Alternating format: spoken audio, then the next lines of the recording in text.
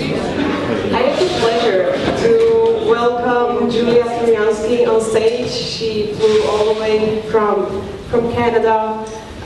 When I met this girl for the first time, I saw this fragile, feminine-looking creature, but with a lot of power inside and a lot of ideas that somehow find a way out, because she's very outspoken.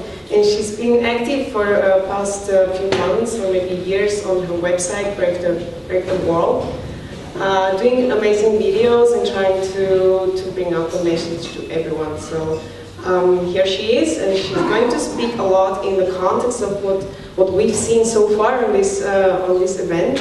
I found just Paul Rosenberg's speech downstairs, upstairs, really in the context of what Julia is going to tell you. So pay attention and welcome, Julia.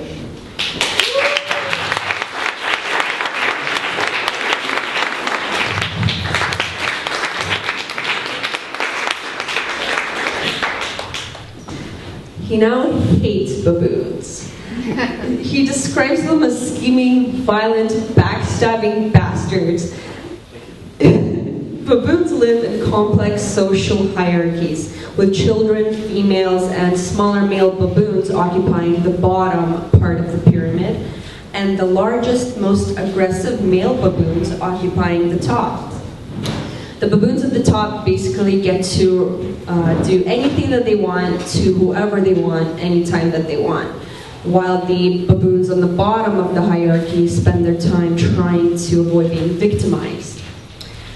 After years of blood samples, Sapolsky discovered a link between stress and your place in the hierarchy.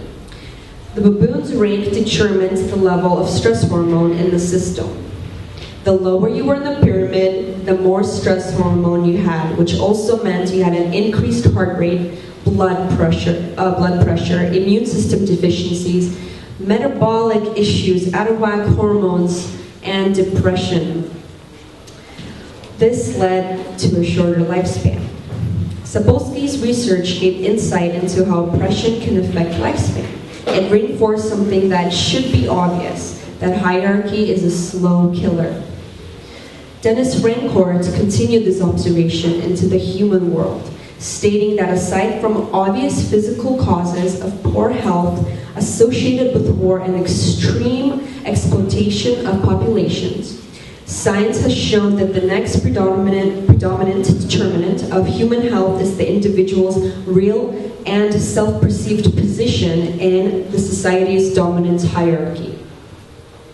Early death in our stable and advanced societies has been empirically confirmed to be a direct impact of the dominant hierarchy under physiological functions.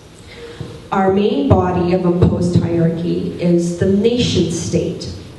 There are several ways nation states inject stress. There are hard stressors like imprisonment, violence, fines, and other types of obvious physical control and restrictions.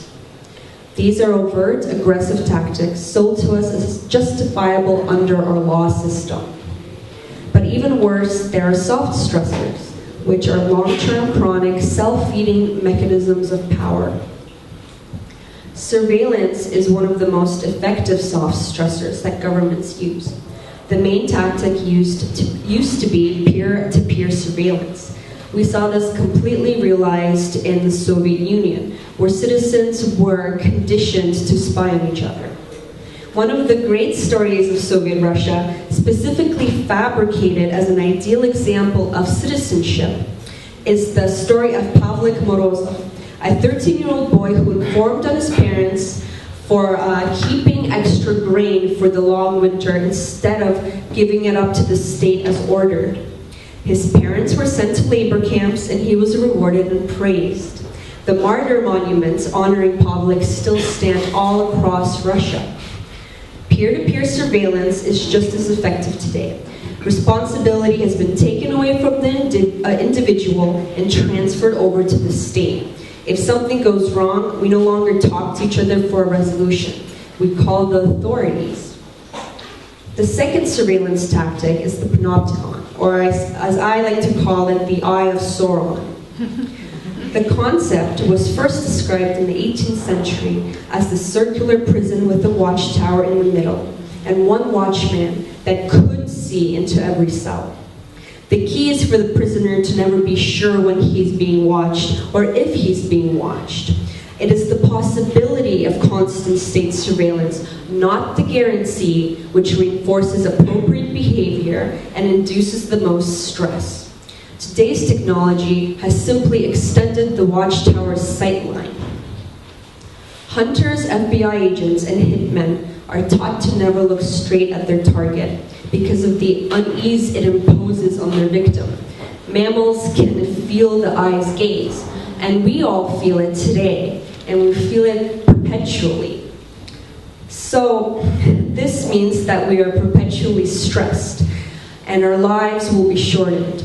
But that's actually not the worst of it. Our lives will be lived unauthentically.